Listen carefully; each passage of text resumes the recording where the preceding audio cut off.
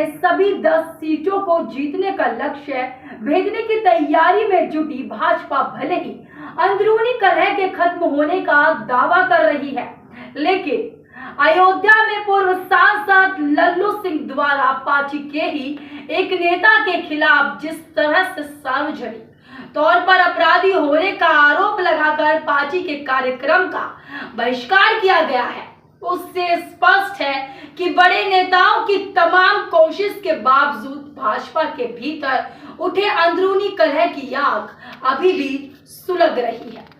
ऐसे में माना जा रहा है कि अगर समय रहते पार्टी के भीतर की कलह को शांत नहीं किया गया तो उपचुनाव जीतने के लक्ष्य को भेदना भाजपा के लिए बड़ी चुनौती बनेगी। वही पार्टी स्तर पर अयोध्या की घटना को पार्टी का प्रदेश नेतृत्व पूर्व सांसद की व्यक्तिगत मान रहा है। सूत्रों का कहना है कि सांसद पार्टी से नहीं बल्कि स्थानीय एक नेता से नाराज थे, इसलिए पार्टी की ओर से आयोजित प्रेस कॉन्फ्रेंस में शामिल नहीं हुए। उधर दूसरी ओर नाम न छापने की शर्त पर भाजपा के कुछ नेताओं का कहना है कि अयोध्या की मिल्कीपुर सीट जीतना भाजपा के लिए प्रतिष्ठा का सवाल है। वैसे भी मुख्यमंत्री ने खुद इस सीट को जिताने की जिम्मेदारी ले रखी है।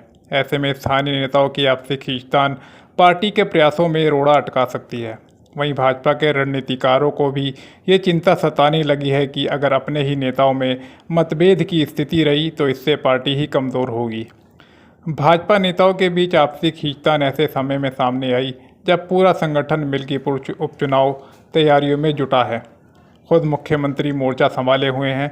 पिछले दिनों इसी विधानसभा क्षेत्र में 2 अलग अलग कार्यक्रमों में सीएम ने शिरकत की थी। सीएम योगी चाहते हैं कि इस उपचुनाव में पार्टी की जीत हो, जिससे लोकसभा चुनाव में मिली हार के बाद एक सियासी संदेश प्रदेश के साथ पूरे देश में दिया जा सके। इसके इतर स्थानीय स्तर पर एक बार फिर लोकसभा चुनाव जैसे ही हालात पैदा होने लगे हैं।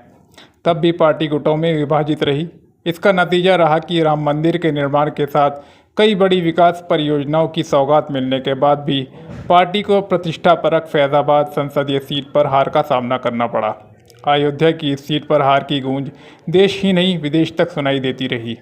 बता दें आपको, पूर्व सांसद सर्किट हाउस में पार्टी के सदस्यता अभियान को लेकर प्रदेश महामंत्री और अवध क्षेत्र के प्रभारी संजय राय की प्रेस कॉन्फ्रेंस को छोड़कर चले गए थे। उनका कहना था कि मंच पर अपराधी प्रवृत्ति का व्यक्ति बैठा है और वे उसके साथ मंच साझा नहीं कर सकते।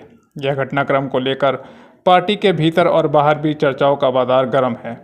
सोशल मीडिया पर इसे लेकर बहस शुरू हो गई।